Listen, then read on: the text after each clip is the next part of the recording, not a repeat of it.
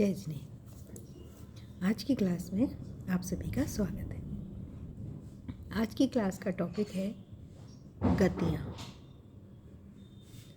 हम सब ने सीखा कि आत्मा अमर है, ये ना तो जन्म लेती है, ये ना ही मरती है। जब तक हम मुक्त जीव यानी कि अरिहंत सिद्ध भगवान की तरह से इस जन्म मरण से छुटकारा पाकर सिद्धालय में विराजमान नहीं हो जाते, जब तक हम इस जन्म मरण के चक्र में फंसे रहते हैं। हर जन्म के साथ हमें एक नया शरीर मिलता है और हर मरण के बाद हम एक दोबारा नई पर्याय में जन्म लेते हैं। तो हम किन किन पर्यायों में जन्म लेते हैं, किस किस का शरीर मिलता है, इसके बारे में हम जानेंगे। तो बच्चों, सबसे पहले अगर हम एक सिंपल डेफिनेशन के रूप में कहें तो गति नाम कर्म के उदय से प्राप्त होने वाली जीव की अवस्था या पर्याय को हम गति कहते हैं। ये हमने सीखा कि हमारे कर्म के उदय से ही हमें जन्म मरण मिलता है। अगर हम अच्छे कर्म करते हैं तो हमारा पुण्य का योग बनता है और बुरे कर्म से हमें पाप मिलता है। तो अगर हमें पुण्य होता है तो हमें अच्छी गति मिलती है और पाप के उदय से हमें खराब गति मिलती है। तो ये चार गतियाँ कौन कौन सी होती हैं? ये चार गतियाँ होती हैं नरक गति, तिरंच गति, देव गति और मनुष्य गति। सबसे पहले हम बात करते हैं नरक गति की।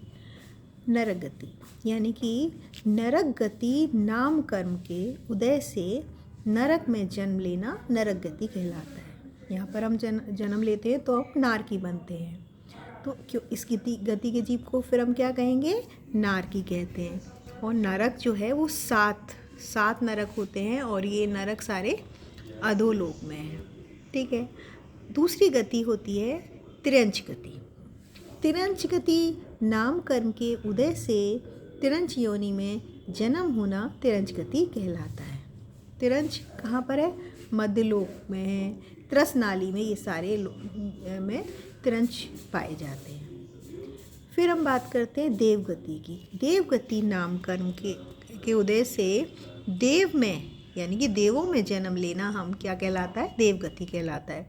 और देव कहाँ रहते हैं? देव ऊर्ध्वलोक में, कहते हैं ना, स्वर्ग में, और मध्यलोक के खर भाग में भी पाए जाते हैं। खर भाग में भी देव होते हैं।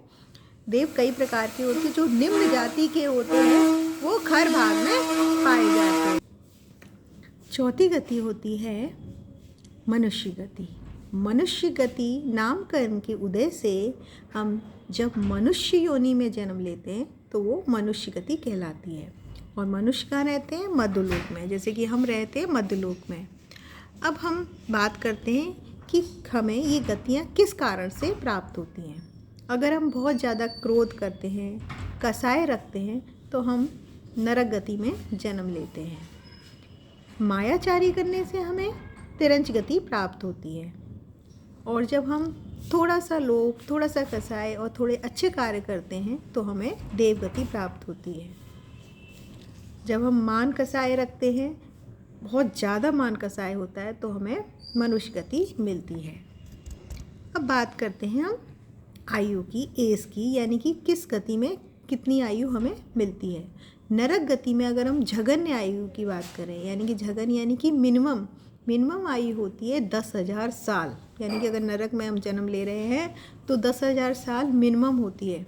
और मैक्सिमम आयु जो होती है वो 33 सागर तक होती है नरक गति, यानी कि नरक गति बहुत ज़्यादा खराब होती है। तिरंच गति में जघन्य आयु यानी कि मिनिमम आयु अंतर्मुहूर्त की और उत्कर्ष आयु पर्याय मिलती है। जैसे बहुत सारे एनिमल्स, वर्ड्स, ये सारे तिरंच कहलाते हैं। उसके अनुसार हमारी मैक्सिमम आयु होती है। देव गति में जो मिनिमम एज होती है, आयु में मिलती है, वो होती है 10,000 साल और मैक्सिमम आयु में 33 सागर प्राप्त होती है। मनुष्य गति में जो हमारी मिनिमम आयु होती है वो अंतर्मुहूर्त की होती है और उत्कृष्ट आयु जो होती है वो 3 पल की होती है। अब हम बात करते हैं कि हमें क्या नहीं करना चाहिए कि हमें कौन सी गति ना मिले। हमें बहुत ज़्यादा आरंभ, आलोचना, बहुत ऐसा कार्य नहीं करना चाहिए हमें बहुत ज़्यादा परिग्रह नहीं करना चाहिए जिसके कारण हमें नरक गति प्राप्त हो। हमें मायाचारी नहीं करनी चाहिए जिससे तिरंच गति प्राप्त हो। स्वभाव में निर्मलता रखनी चाहिए और बाल वन रखना चाहिए, धर्म करना चाहिए जिससे हमें देवगति प्राप्त होती है। देवगति अच्छी मानी जा सकती है। मनुष्य गति अगर हम थोड़ा आराम, थोड़ा पुण्य, थोड़ा परिग्रह करते हैं तो हमें मनुष्य गति मिलती है। इंद्रियों की बात करें तो हम पहले पढ़ चुके हैं इंद्रियों वाले क्लास में कि नारकी, देव और मनुष्य, इन सब में 5-5 इंद्रियां होती हैं। ये तीनों गति में 5 इंद्रियों वाले जीव 5 इंद्रिय वाले जीव पाए जाते हैं, जबकि तिरंच में 1 इंद्रिय, 2 इंद्रिय, 3 इंद्रिय, 4 इंद्रिय ये सारे जीव होते हैं। अब हम बात करते हैं कि किस गति से हम डायरेक्ट किस गति में जन्म नहीं ले सकते। नरक गति से नारकी जीव अगर मरता है तो वो तिरंच में जाएगा या मनुष्य में जाएगा, वो देव गति में नहीं जाएगा तुरंत। और देव गति से देव मरकर मनुष्य में जा सकता है, तिरंच में जा सकता है, लेकिन सीधे नरक में नहीं आएगा। यानी कि नारकी जीव डायरेक्ट देव नहीं बनेंगे और देव डायरेक्ट नारकी जीव नहीं बनेंगे। ठीक है। 7वें नरक में यहाँ से निकलने वाला जीव केवल क्रूर पचेंद्रिय पशु ही होता है, वह मनुष्य भी नहीं हो सकता अगर वो 7वें नरक से मरता है। ठीक है। असैनी पचेंद्रिय, मन रहित पचेंद्रिय, तिरंच और केवल पहले नरक ही जा सकते हैं, उससे नीचे नहीं जा सकते। ठीक है।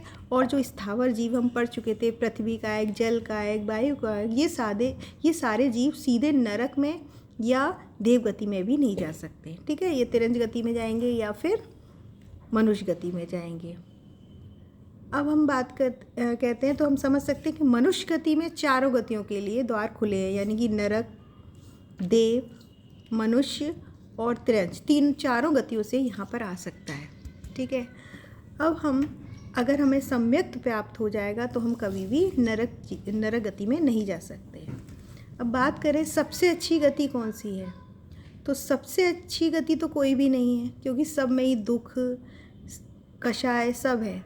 लेकिन हम मनुष्य गति को अच्छी गति मान सकते हैं, क्योंकि मनुष्य गति से हम संयम धारण कर मोक्ष प्राप्त कर अरहंत भगवान की तरह मोक्ष पाकर सिद्धालय में विराजमान हो सकते हैं। इसलिए सबसे अच्छी गति हम मनुष्य गति को मान सकते हैं। और पुण्य उदय से हम सबको मनुष्य गति मिली है, तो हमें अपने इस जीवन को सफल बनाना है और संयम धारण कर अपना पुण्य जमा करना है। मिलते हैं अगली क्लास में। जय जिनेन्द्र।